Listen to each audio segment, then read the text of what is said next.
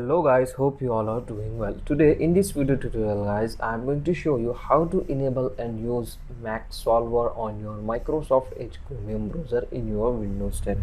So for this guys, first of all open your Edge browser on your PC. After opening, in the URL box you want to search edge colon / flags.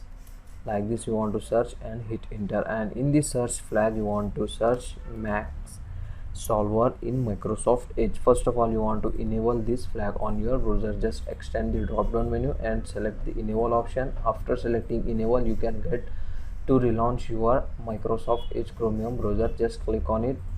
After restarting your Edge browser, now let's see how to use the Mac solver on your browser. To use this guys, first of all, on the top right side you can see three dots. Just click on it. From here you want to move to more tools, and here you can get one option, Mac solver. Just open it. After opening, you can solve your Mac's mathematical problem through this flag, as you can see.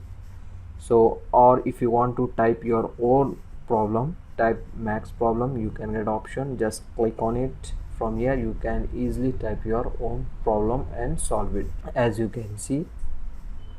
So this is the very nice and very useful feature added on your Microsoft Edge Chromium browser. So with this help of flag, you can easily and quickly solve your mathematical problem on using your Edge browser. So that's it for today guys. This is the short and very useful video. Hope you enjoy this. If you enjoy, please guys don't go back without like, share and subscribe our channel. Thank you very much.